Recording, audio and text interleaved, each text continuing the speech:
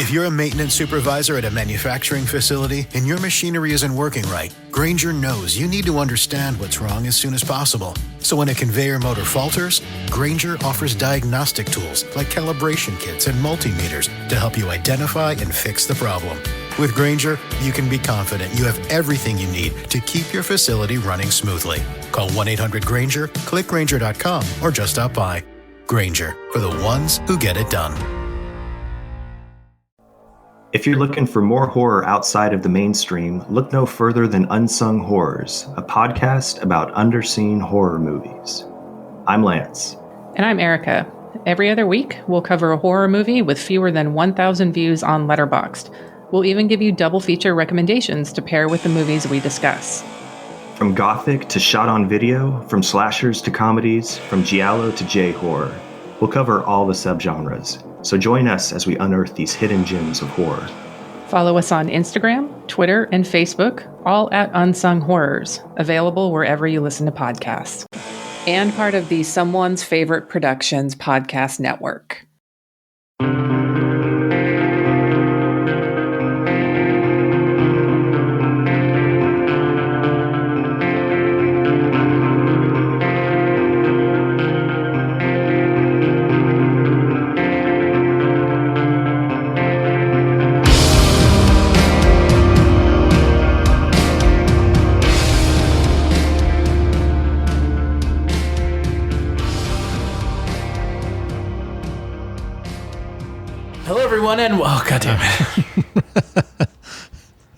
Hello, everyone, and welcome to the Kulturecast. I'm Chris Stachiw, and you know what, Eric, I really don't want to talk about this movie. I don't. But why not? It's fucking fantastic. Fucking bad. It's so awesome. It has all the things that you want in movies. Slow motion, lots of really fake looking jelly blood, more slow motion, a lot more fake jelly blood, a lot of gratuitous titties, a lot more slow motion. A scene that almost amounts to rape. There's also slow motion titties. There's also slow motion blood. There's a magical horse. It's a film that is an hour and 42 minutes long, and if you sped up the slow motion parts, it's like an hour long. Wow. I want to watch that cut of the movie. That sounds fucking awesome. Well, if you don't know what we're talking about 300, Rise of an Empire, the first film in our action sequel month, and a film that I wager you forgot existed. Because, to be perfectly honest, I kind of forgot that it existed. I will never forget this movie existed because of one reason. Yeah, and we're going to get it out of the way early. Eva Green. Eva Green's titties. Well, okay, fair enough. Yep, I'm a man. I'm a man, and I'll never forget a set of warlocks. And Lord Almighty, I won't. So the film is directed by Noam Murro. It's written partially and produced partially by Zack Snyder, the director of the first film, 300. And it stars Sullivan Stapleton, Eva Green, and Lena Headey. Lena Headey playing Queen Gorgo from the first film. And it is a prequel, midquel, and sequel to the original 300 film. Was Lena Headey in the first one? Was she the wife in the first one? Yep, she was. It begins as a whisper, a promise. The lightest of breezes dances above the death cries of 300 men.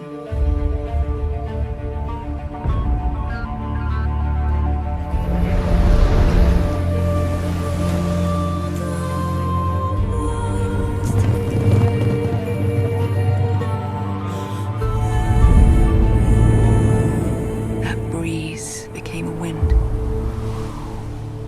A wind, my brothers, of sacrifice. A wind of freedom. A wind of justice. A wind of vengeance.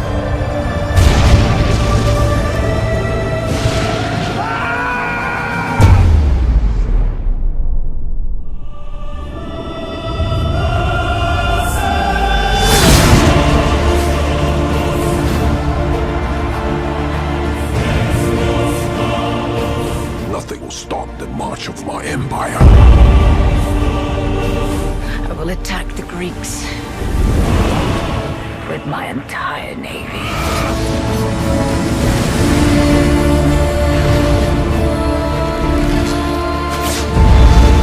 There will be death and destruction. Yes, there will be.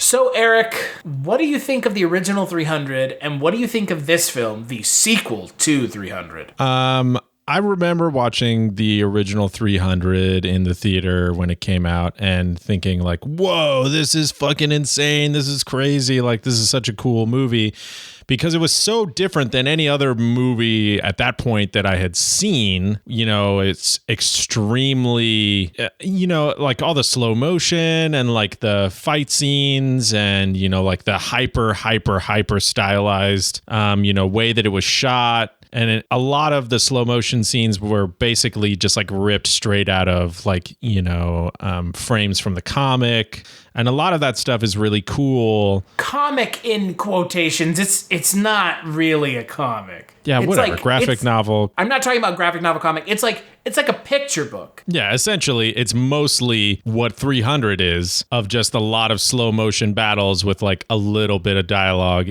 and like even less story interspersed sort of throughout. Because if you go out and buy 300 the book, it is a large book. It is like a photo book. It is not a normal like graphic novel that looks like a comic book, but like a bound comic book. Yeah. I don't know. I mean, the first time I saw 300, I was like, wow, that was awesome. Because it's, How old at the were time, you when 300 came out? God, when did 300 come out? 2006. 2006. So I would have been 16, 17? Yeah, I was 16. Oh, if you were 16, then I was older. Yeah. God, so yeah, I don't know. Maybe I was 17. 2006. Duh. I would have been 17. Jesus Christ, I don't even know how old I am. Yeah, so I was 17 when it came out. And, at the height of my whatever adolescence, I was like, whoa, this movie's totally rad, bro. It's totally cool. I watched it again recently and the slow motion really fucking irked me. I was like, man, this is fucking, I was like, speed up the pace a little bit of the movie, guys. Like, I get what you're going for is like this sort of like beautiful, like cinematic, like picture book, comic book, graphic novel, like quality, like in a film. And that's great, but like, I don't know. I don't feel like it holds up, 12 years later or whatever. Yeah, I mean, that's 300. Now, Rise of an Empire. Oh boy, that's a horse of a different color. Let's just say. What did you think? It's a horse of the same breed, different color. Yeah.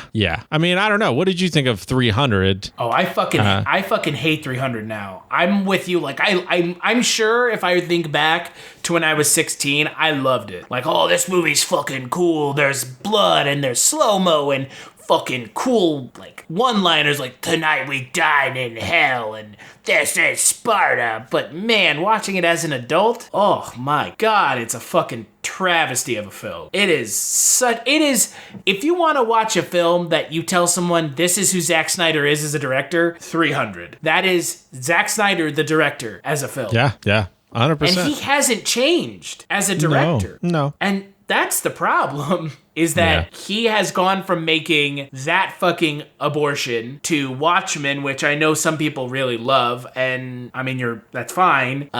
I think it's just, I would rather read the comic if you're just going to do a panel for panel shot of the comic. Yeah, which is essentially what Watchmen is for the most part. Right. And the thing is, like, it's panel for panel, but they don't do anything interesting. Like, Sin City is panel for panel, but it's an interesting, well-done film. Watchmen is just like an overly long, bloated, 3-hour 2-hour recreation of the comic. Yeah. So, okay, fine. And then 300 is that, but the version where Zack Snyder didn't have to write any dialogue. And then Batman vs. Superman is just 300 with Batman and Superman. Poorly written dialogue, slow motion, nary a plot to be seen. Yeah. And Man of Steel is the same fucking thing. It's like a fucking nightmare of a film, slow motion, no plot.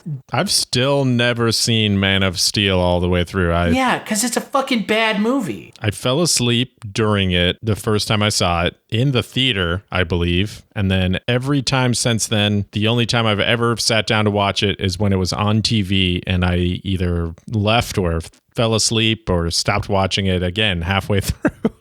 I don't know what happens in that movie. I've never seen the whole thing. And I can't believe I'm going to say this, but somehow this movie could have used Zack Snyder directing it. Because this movie is like a shitty Zack Snyder movie, which a Zack Snyder movie is already pretty bad, but a shittier version of a Zack Snyder movie is just, this is like the bottom of the bottom of the bottom of the barrel of movies I've seen in a long time. Yeah. This is a movie that is like the straight to DVD Zack Snyder. But it's not. That's the fucking insane part. This movie cost $100 million.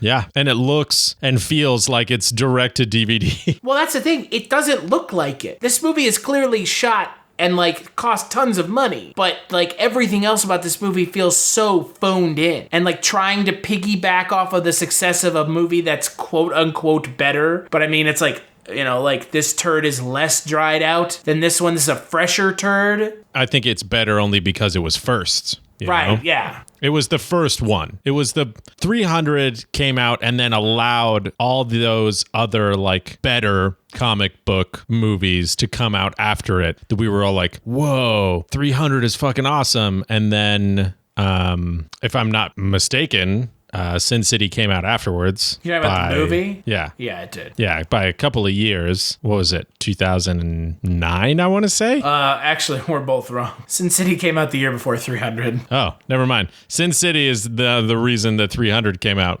Okay, hold on. Let's talk about something, and I don't know how much of a dog you have in this fight, but I don't like Frank Miller. I don't think he's a good comic book writer. I think his shit is super one note, and when you look at something like 300 and some of his more recent stuff, this is like a very apparent. Yeah, I don't care. I don't have a dog in the fight. I'm not a comic book guy. I mean, God, if Sin City was the only thing that Frank Miller ever wrote, I'd be like, the guy's a genius. No, but he's done other stuff that's like people really like get up in arms about. The only stuff that I even know of Frank Miller's is Sin City and 300, and you know they both have their merits and they both have downsides for different things. I mean, he wrote and directed The Spirit. Okay. Yeah, The Spirit. I remember going to see The Spirit. That movie's a fucking trash can, too. On Christmas Day. Oh, dear. And that movie. You won't see the engineer that slams the Nissan Rogue's door 13,920 times. Or the corrosive chamber that simulates 15 years of life in 5 months. Or the Rogue heat-baked for over 300 combined hours. What you will see is a vehicle that can take punch after punch and keep rolling. Nissan, #1 in new vehicle quality among mainstream brands by J.D. Power. We put it through the worst, so you get its best. For J.D. Power 2025 U.S. Initial Quality Study Award information, visit jdpower.com/awards. Awards based on 2025 model year. Newer models may be shown. Hey, this is Jason Kleberg from the Force 5 podcast, a show that forces a guest to come up with a movie-themed top 5 list topic, and then we reveal our picks on air. Top 5 heist films, top 5 tearjerkers, top 5 movie dogs. Every show you'll be asking yourself, what would be on my list? Guests include directors, screenwriters, actors, podcasters, musicians, authors, and even a professional wrestler. Subscribe to the Force 5 podcast, and you won't just be a listener, you'll be a list nerd. The Force 5 podcast, available wherever you're listening now. It was absolutely terrible. No amount of me being stoned out of my mind could save that movie from being bad. Well, and Frank Miller also wrote fucking RoboCop 2. Yeah, his original script was like heavily re-edited, but man, RoboCop 2 is a bad movie. God, I haven't seen RoboCop 2 in a long fucking time, and you guys are going to talk about it without me, so I don't know. Good luck on that one.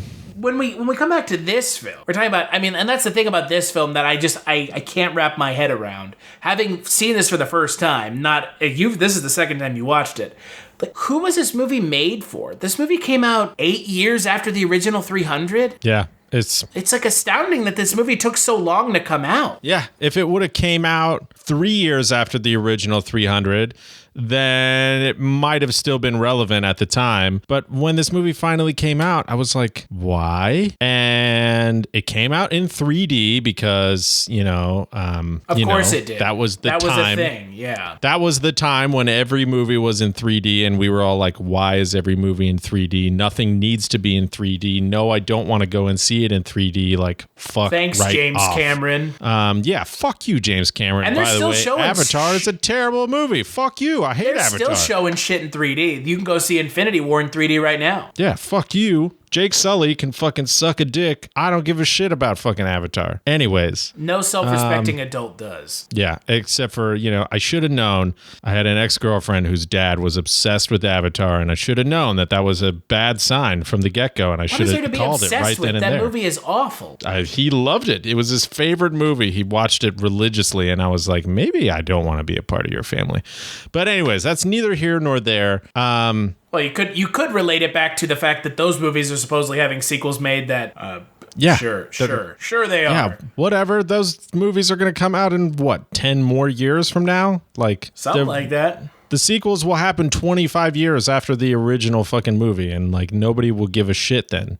Just like nobody gives a shit now. Anyways, this movie came out way too long afterwards, and I guess like it had a bunch of production problems, and the release date was pushed way fucking back from its original release pushed date. Back a year. But still, like even 7 years after the original movie, that's too fucking long, man. That's too long. Well, and it's got a weird structure too, right? It's got a structure that doesn't make sense. They don't explain it well. I'm like, okay, wait a second. So the whole movie, spoilers for anybody who gives a shit, because honestly, nobody gives a shit. Why should you?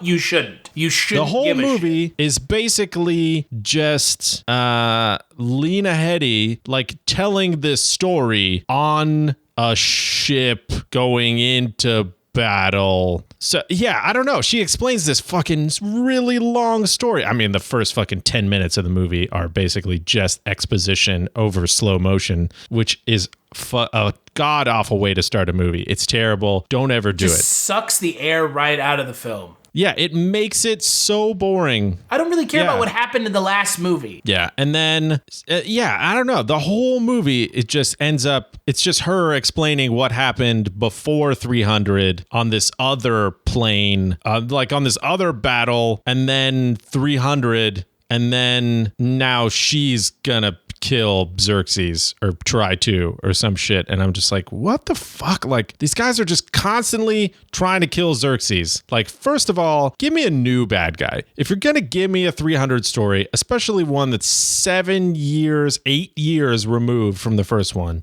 give me a new villain with some new characters, like. But here's the thing, Eric. This whole fucking movie is based off of an unreleased at the time graphic novel that is finally coming out in January of this year. It finally released. Yeah. So it's insane to me. This movie came out 4 years before the graphic novel it was based on ever came out, and you know why? Yeah. Because this movie sucked. If anything is even more useless than this movie, it's the graphic novel that came out after the movie that this movie was based on. That's a worthless, useless piece of like waste of paper and trees. And if it's a graphic novel, it's a waste of bits and bytes and data on the internet. Like, come on. Why does it exist? Like, they should have just, when this movie came out, they should have just been like, mother of God, and just destroyed all evidence like that graphic novel was even remotely a thing. Well, the film serves as like a prequel to the 300 because it serves as like a how did Xerxes become the monster? And I say monster not in the deeds that he does, but like his appearance is ridiculous. Yes. How does he go from like being a regular-ish Persian guy to being a god king? To being a 7 foot tall bald man whose cock is probably pierced. Yeah. I mean, we can only use our imagination, but maybe one day we'll get a sequel and it'll be 300. Rise of Xerxes' dick. The rise of Xerxes' penis. But it serves as a prequel to how Xerxes became the not tattooed, the pierced whatever the hell he's supposed to be creature from gigantic, the living gigantic golden cock. Because let's be real, he has a very gigantic phallic look about him. Yeah. So it gives a prequel as to how he became that. It also serves as a midquel because it's taking place concurrently to 300. There's the boat battle or whatever. Yeah. There's a point where they're like, Leonidas and the 300 are all dead at the Hot Gates, and that's a line in this film. So it's like taking place. Fuck. They're like, no, now it's our turn to fucking kill the Persians, and then they fucking die too. And then it's also a sequel because you get to figure out what happens to that Ephialtes, that's the toxic Avenger in this movie, whatever that's supposed to be. Sure. So yeah, whatever. And then that ridiculous character that serves no. So that's the thing with this movie, and that I don't like about it, and I don't know how you feel about it. Is it's a comic book movie, right? Yeah. But it also has these elements to it that feel so heavy comic book that they don't work in this kind of movie. Yeah. Like Xerxes, like that character of Ephialtes, like some of the battles just feel absurd to the point of like, this doesn't even work in a film. Yeah, there's a lot of sequences in this movie that feel like a video game and not like a film. Like God of War. Yeah. Like shit on that level, like where it's like so ridiculous that you're like, whoa, yeah, like fucking that's tight. But like in a movie, you're like, what the fuck? Fuck you. No way. Like when the horse steps on a guy's face and smashes his head. Yeah. I mean, don't get me wrong. There's a lot of awesome like killing shots and sequences in this movie that I watch. And even though I'm like, man, this is stupid, at the same time, I'm like, man, that was awesome. The whole movie can't just be like awesome killing blows and then the occasional titty and then a solid sex scene that goes on for like way too long. I get that they are like they tried to give you a whole lot of universe and world building around the 300 lore in this movie, and none of it made any sense partially because of the way that it was presented, and partially because who cares? Like, they gave us all the information that we needed to know and cared about knowing in 300. 300 is over. We're like, man, those guys were badasses. It sucks they're all dead. Like, that should have been the end of it. And then they were like, but wait, there's more. While those guys were all dying, there was another group of dudes that were also all dying in the ocean at the same time. And we're just like, what? Who cares? Why? What the fuck? Why do all these Grecians have British accents? I don't understand it. Hold on now. So here's something I wanted to mention, and I don't know how you feel about this. I feel like as much as I don't like 300, the first film, the only reason that film has mildly redeeming qualities is because of Gerard Butler. Yeah, because you have a strong, like, sort of lead character that everybody's like, damn. What a strong performance from Gerard Butler. Badass. Like, he's the fucking most fucked, like, he's the most fucking ripped, insane dude on the face of the earth. People are like, damn, Gerard Butler. You're the most manly guy that has ever manned. Ever. And that, for me, is what is like mildly redeeming about 300. Yeah. And then you have this fucking guy who's in this movie who's like not nearly as manly. And I'm just like, who cares? Like, your pecs are nothing, dude. I'm like, my friend fucking John has bigger fucking pecs than you, and he only works out like 2 times a week. What the fuck is wrong with you? Well, they're not supposed to be Spartans. That's the thing. They're supposed to be Athenians. So yeah. So they're Vaginians or whatever. Wow. It's a film that I believe did not need to exist and was cashing in on a film that came so far before it that it, like, what goodwill or what brand name recognition does the 300 brand have at this point? Yeah, there's no way that this movie like made enough money to like justify its existence. Well, it definitely didn't. I mean, so that's the crazy thing, right? So the original 300 cost $65 million and it made $450 million. This film cost $100 million and it made $300 million. Wow. Right? Yeah. Crazy. Absolutely crazy. So let's take a break, and when we get back, we'll finish up talking about this film in quotations. Ugh.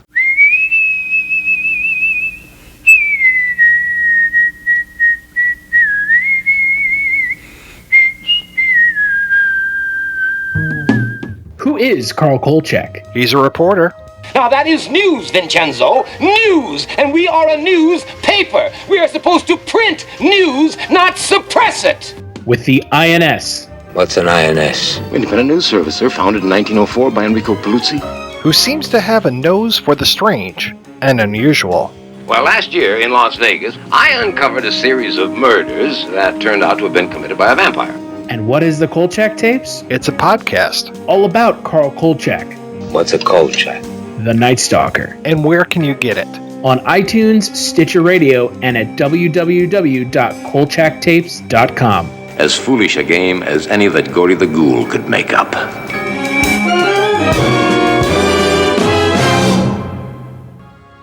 Movies have become a portal to a vast and growing pop culture universe, but you don't need to go over the rainbow to get your pop culture fix.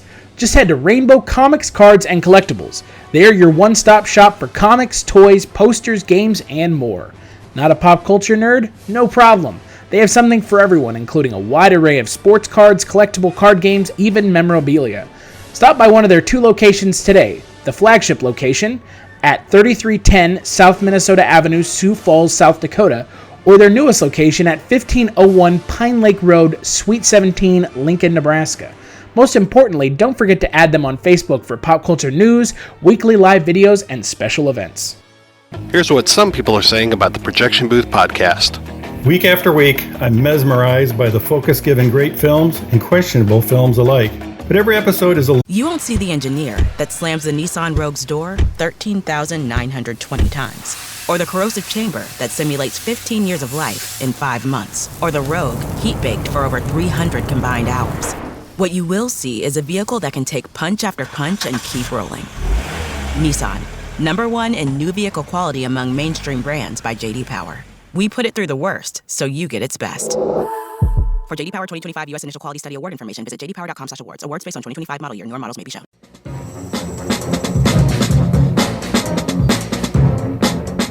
Hello, this is Aaron West. I am the author of the A24 New Wave.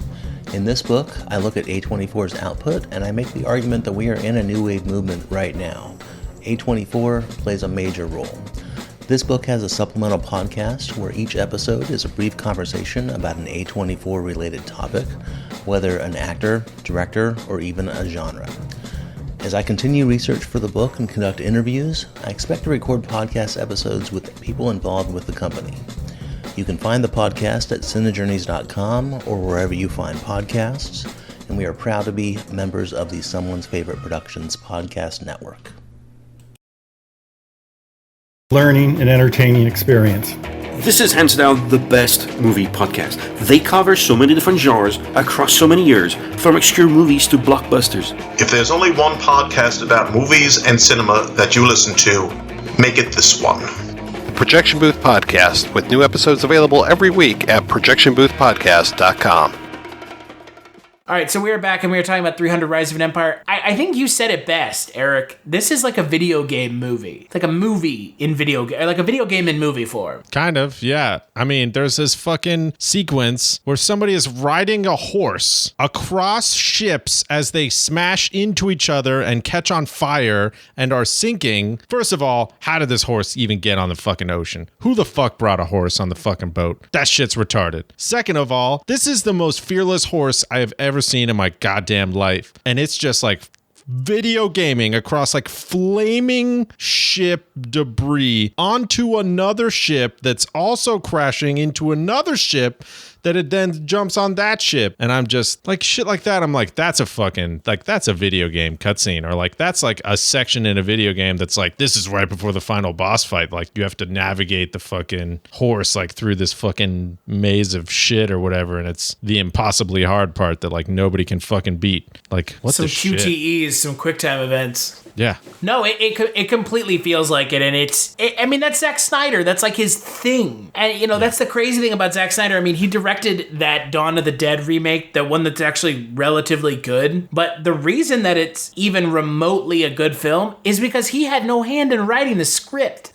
James Gunn wrote the script for that movie. James Gunn wrote the script for that movie. Who? James Gunn wrote the script for the Dawn of the Dead remake. Oh, yeah. That's why it's fucking good. Yeah. Not because, and that's the thing, Zack Snyder movies, like, this movie, for all intents and purposes, is a Zack Snyder movie, right? Yeah. Like, honestly, I can't tell that he didn't direct it, to be perfectly honest. Maybe he would have reined it in a little bit on the 3D. Maybe. Yeah, I don't know. Rodrigo Santoro's performance as Xerxes is awful. Xerxes is just an awful character. It is like, he's like a laughably bad villain, right? Is he the same guy who was Xerxes in the first movie, or did they recast Xerxes? It's the same guy. Okay, because when I see him out of his Xerxes-ness, I'm like, what the fuck? Like, that's not Xerxes. And then you see him like all bald and shit. Man. And then I'm like, holy shit, it is Xerxes. Like, they made this guy who is like very Spanish seem so Persian. Yeah, he's a main character in Westworld, isn't he? Yeah, I mean, I don't know about main, but he's like a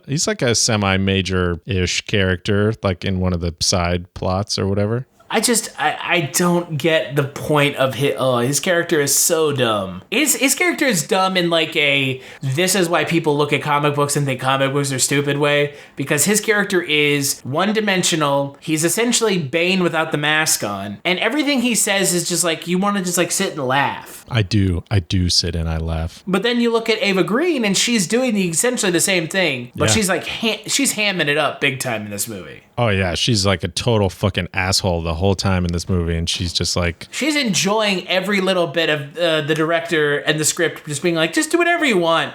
Like, just go for it. Just say some stupid shit. Because, you know what, like, nobody gives a shit anyways. So just kind of go completely overboard and be this, like, really caricaturish femme fatale villain. Just go for it. The dialogue in this movie is so laughably bad that there are like points when you watch it and you go, there's no way that they just said that sentence. And then if you go back, as I did, and rewatch certain parts, because of how bad the dialogue is, who fucking cares? You go back and watch it and you're like... Why is the dialogue? You're like, oh my God, it is that bad. It's that stupid. Like, that's like some shit that like somebody wrote some placeholder dialogue and then they were like, all right, cool. This is just like good enough to get the idea across. We'll change it later. And then they forgot to fucking change it. And then on the day, they were like, is this the dialogue? And somebody was like, I fucking guess so. Like, yeah, fucking here you go. Well, and let's be perfectly honest here. It doesn't help when your leading man is about as generic as it gets. Yeah. This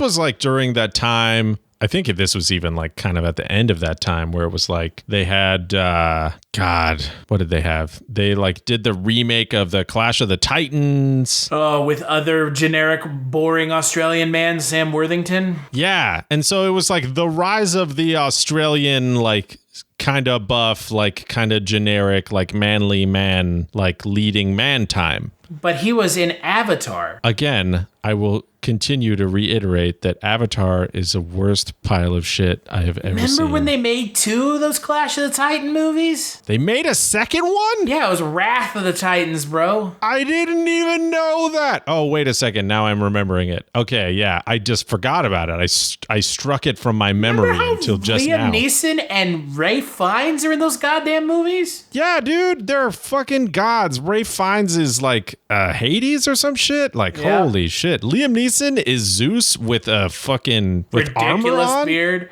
Oh, the worst beard. We should have talked about those movies, because those movies are at least like fucking dumb and bad, but in a way that is entertainingly bad. Yeah.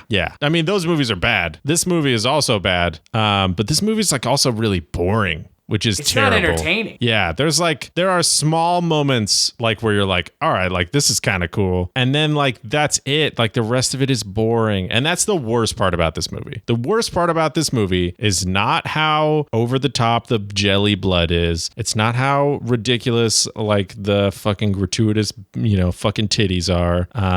It's not like how stupid the story is. It's how fucking boring this movie is. Like, how do you make a gigantic $100 million action movie boring? Like casting a boring lead in it and trying to essentially remake the first film and not having any idea how to do it. And you make a film that is just mediocre. Just mediocre. Yeah, this is like a full-on knockoff of 300 while supposedly being a different story in the same 300 universe. So I'm just... Also, which empire is supposed to be on the rise in this movie? I just realized, like, is it Xerxes Empire? It's the Grecian Empire. But they don't win at the end of this movie. Well, we don't know what happens at the end of the movie. The movie ends before anything interesting happens. Duh. That's the other thing, and that's the thing that's so dumb about this movie. This movie is set up to be the second part in a 3-part series because you want to see the character of Xerxes get his comeuppance, and he doesn't. Spoilers. The character of Xerxes gets no comeuppance.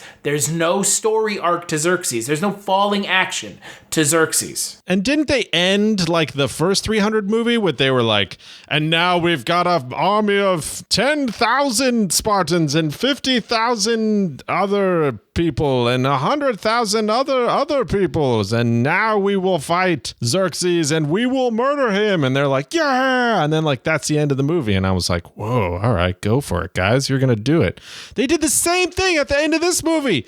What happened? Like, what's going on? Are those battles taking place at the same time? Are they different? Did we lose the first battle? Did they forget about that battle? No, that battle takes place before this movie. No, it doesn't. Yes, it does. No. Yes, it does. Yes, it no, does. It doesn't. That battle takes place before this movie because that's the battle of Plataea, which takes place, I think it said in like 479 BC. And this movie takes place in like the Battle of Salamis, the one at the end of the film, takes place in 480 BC. So yeah, this movie takes place, the battle at the end of the film takes place after. No, you have time wrong. BC, time goes backwards. Oh, you're right. Okay, so the end of 300, yes, you're right. The end of 300 is the farthest you see in the 300 universe timeline. Okay. So this movie is even less fucking useful because you know that they're going to get to the point at the end of that movie where there's like 20,000 Spartans running around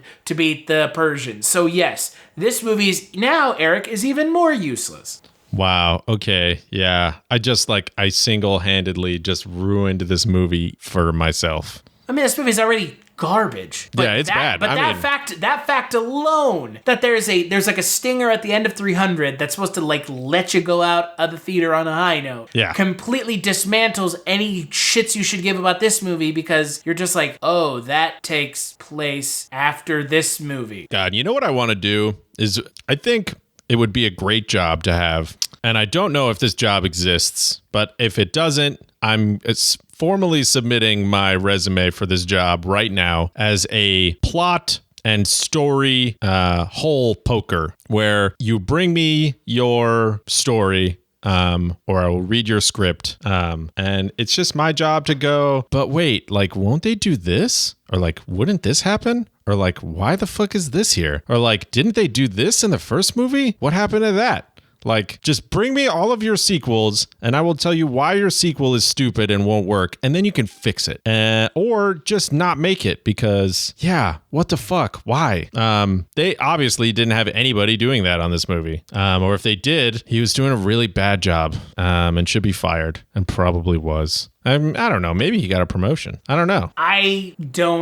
I agree with you. This movie it doesn't, I mean, just thinking about it in regards to the end of 300, this movie serves no purpose. Yeah, it really doesn't. This movie, in a nutshell, is an embarrassing piece of garbage that served no purpose. Yeah. Literally now knowing what we know. Yeah.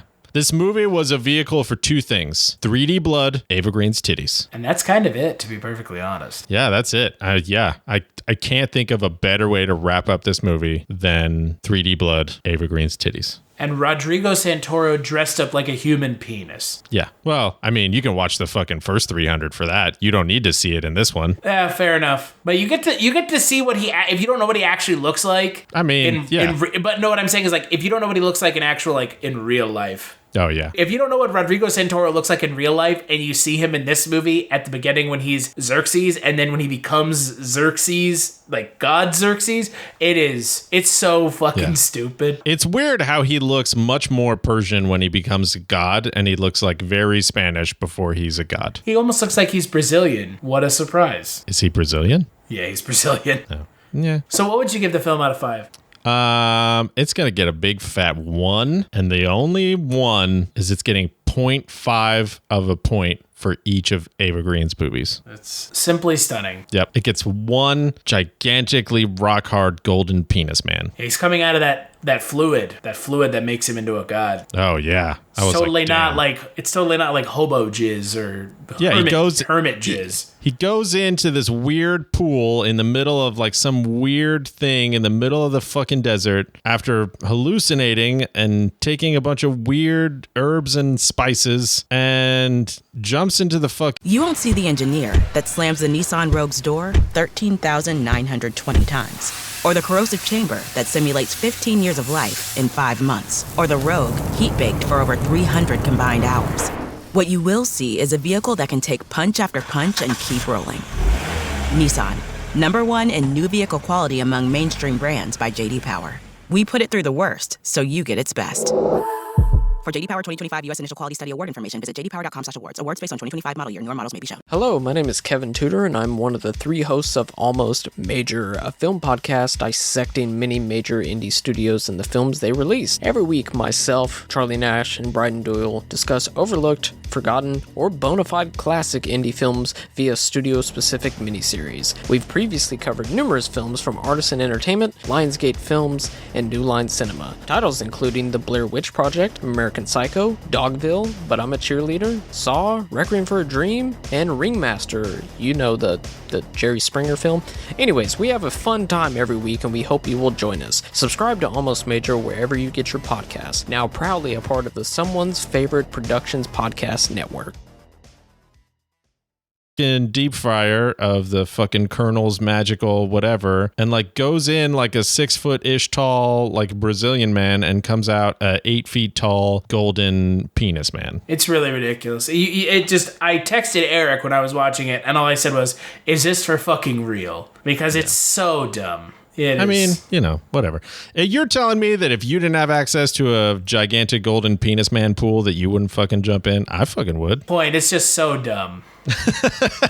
It's just so dumb. Like who cares? I would give this film like a 1, like a half of 1, like a half a point out of 5. It's just wow, you really hated it. I really didn't like the first movie either. Yeah. So I mean, the first movie I'd give the first 300 like a 2. Yeah. But this movie, there's just nothing. There is nothing redeeming about this film whatsoever. So. Yeah, it's bad. It's not great. What do you think the film has on Rotten Tomatoes? Oh, I'm sure it's bad. I'm sure it's like in the 20 to 30 percentile range. If it's more than that, then I want those drugs that people are smoking. 43%. I want those drugs. Are you fucking kidding me with this, Rotten Tomatoes? Who likes this movie? It's bound to hit some reviewers as an empty exercise in stylish gore, and despite a gonzo-starring performance from Eva Green, 300 Rise of an Empire is a step down from its predecessor. Wait, what did they call Eva Green's performance? Gonzo. Because she showed her titties? I guess so. That's why. So here, I'll read a couple positive reviews from the top critics. Care. There's no way. I do want to hear what someone had to say that was positive. So this is from Peter Howell from the Toronto Star. Yep, it's a guy. Not one woman is going to find anything positive about this movie. The mere existence of 300 Rise of an Empire is worthy of note, especially the inventive means by which the story has been advanced. Titties. 2.5 out of 4, and that's given fresh. Let's see if... Oh, there is a female review. This is from your neck of the woods, Los Angeles Times. Betsy Sharkey of the LA Times writes, "The spectacularly brutal fighting is the film's main calling card, and in that Rise of an Empire doesn't disappoint." She forgot to mention the titties. Dude, get this. Richard Roper, the guy who took over for Siskel and Ebert became Roper and Ebert, gave the film, and I'm not making this up, 4.5 out of 5. He loves titties. He's the dirtiest old man ever. The triumph of production design, costumes, brilliantly choreographed battle sequences, and stunning CGI.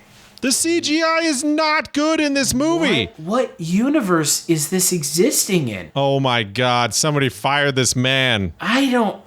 This just goes to show that... I think we just missed it. I think we missed it, Eric. Movie critics, being a movie critic is the simple, easiest, and stupidest job on the face of the earth. Yeah, take it from us. We're idiots. we're idiots, and so is everybody else. It's all fucking we don't know subjective. anything. But I could honestly be a movie critic, and get paid to do it. I could. I totally could. They're saying. No paper would ever hire me because I cuss a lot and can't write to save my fucking ass. But I could do any of their jobs. So their opinion is just as valid as mine, or mine is just as valid as theirs. However you want to fucking put it. These guys are all idiots, and they can go fuck themselves. This movie is terrible. We'll end this with, I would say, the perfect to sum up everything we've said. The reviewer for the New York Magazine /Vulture, his review is one sentence. Don't be surprised if 2 weeks from now you forget it ever existed. Got him. Oh, that's fucking snarky as shit. What a fucking dick. But yeah, that's fucking... Why are all these fucking reviewers just fucking snarky assholes? Come on. I mean, come on. When you see as many movies as they do and as we do, we have to be snarky. How else do you make it through the day? Yeah, I don't know. Lots of alcohol and pizza. Well, let's take another break and we'll play a preview for the next Kulturecast.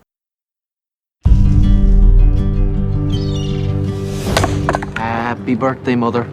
Sean, is that Amber? I got a good deal through a lady at work. Really? You still digital cameraman? You still use these? Absolutely. I love this one. Crazy to think what you could do if you did this for your full-time job.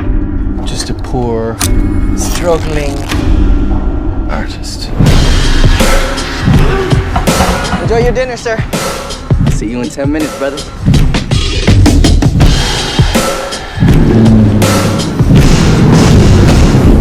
Welcome to Nino's. That's a beautiful car, sir. Yeah? Don't touch it. Navigating home.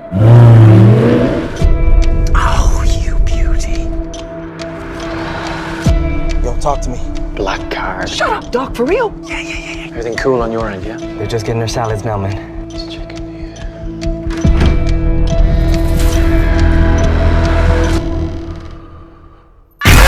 Jesus Christ! Help me, please! We don't have much time. Name is Sasson. Maserati. I'll be right up. Dude, the guy's outside! Where the hell are you? I'm sorry.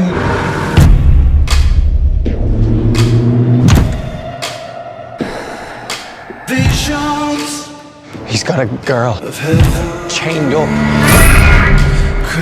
What were you doing at this guy's house? I was robbing him. Sir, we're investigating a girl chained up in the office. Sorry to disappoint you. You're gonna stay on him, right? You're gonna keep searching for the girl? Stop harassing him. Oh! What's wrong? We're not safe. None of us. It's all good, I got your back.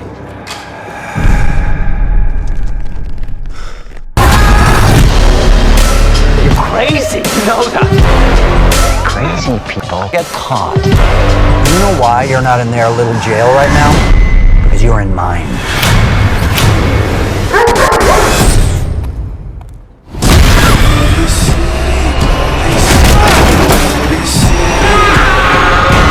He's gonna kill us. I'm gonna help you. I'm gonna get you out of here.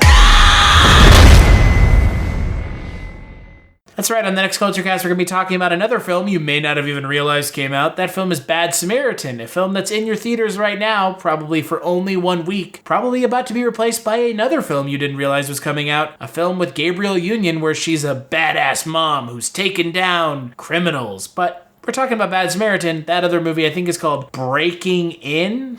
Sounds right. I've definitely seen the preview for it. No, there's billboards for it up around Los Angeles, so I have seen them. I know about that movie. I didn't even know about this movie. Bad Samaritan, yeah, me either. Not until we were trying to figure out what new movie we're going to watch because we had the movie pass, so might as well use it. You have no excuse not to go see movies. Yeah, pretty much. So, until then, Eric, you're going to Egypt, so you're going to be gone for 2 weeks. Yes. So, Yes, other than that, what have you been up to? Anything? Just nothing. No, nada. Just watching movies. I'm just being butthurt that the one Marvel podcast that I wanted to be on, I couldn't because my throat was fucked. But I was happy to find out that Don't say it. That you didn't know that Peter Dinklage wasn't British? Fuck you. Hey, man. I mean, look. It's just one of those things. British accent. It's not a great British accent. I mean, it's not. No, it's a shitty British accent. But I thought he was like Irish or something. Like, I don't know. Oh my God, no, dude. I didn't think he was from, like, fucking East Coast or wherever the hell he's from. He's, like, from Missouri or some shit. Like, I didn't expect that. Yeah, I don't know. He's a fucking regular-ass American dude. He's just, shorter than most. But you're telling me that they stunt cast a midget as a midget in Game of Thrones? Yeah. And he wasn't an actual British short person? He was an American short person? No, which actually brings me to my other question that I sort of brought up earlier is why is everything that is, like, set in medieval-ish times, why does everybody have a British accent? I don't know. That's a good question. I don't understand. Like, none of these people spoke English. Why do all those motherfuckers in Star Wars have British accents? Well, not everybody. Well, no. Han Solo doesn't. Lando Calrissian doesn't. Let's not even go there. I will be so happy. Princess Leia kind of does, and then she doesn't. I will be so happy when that movie comes out, only because I won't have to see the fucking trailer for it ever again. Oh my God, every day God, that trailer with that guitar song is just like, oh my, it makes my fucking brain hurt. Yeah. Every time I'm scrolling through Instagram or whatever, there's always like 14 little snippets of that. And I'm just like, Star Wars, I'm going to unfollow you from now on. Goodbye. That and the Deadpool trailer. I'm so ready for those movies to come out. Yeah. I think both of those movies are coming out while I am gone. Oh, no. Solo Star comes Wars back. doesn't. Yeah. Star Wars comes out right after I come back. So we'll be able to talk about how bad that fucking steaming pile of garbage is. With Matt, nonetheless, because, of course, Matt is going to be joining us. Yeah, he's going to love it. And you know what? I applaud Matt's love of film to see as many movies and to make art like he makes and still like movies is a testament to his Canadianism. Kudos to him, as they would say. But until then, you can follow me on Twitter at Kulturecast. You can follow Eric on Twitter at Tychomagnetics. And you can follow the website on Twitter at Kultureshocked. If you head on over to kultureshocked.com/Kulturecast, you can find out more about today's episode. You'll find links over to iTunes where you can rate and review the show. You'll find links to Patreon where you can kick a couple dollars our way. We've got an Infinity War addendum and a Ready Player One addendum if you want to check those out if you're a $5 patron. Also, we're on Spreaker now. That's where we're hosted. So if you download the Spreaker app and listen to the Kulturecast there, that would really help us out. If not, we're on all podcatchers on iOS and Android. Big thanks as always to Eric and Wovoka and my good buddy Justin Scott for the intro outro music, and we'll catch you on the next Kulturecast.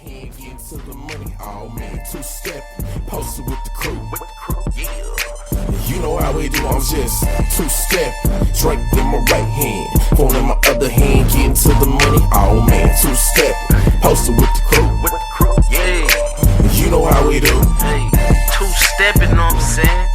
1, 2, 1, 2, Benjamin, aka the Black T, you know what I'm saying?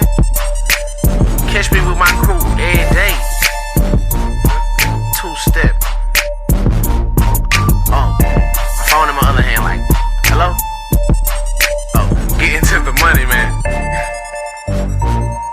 Yeah.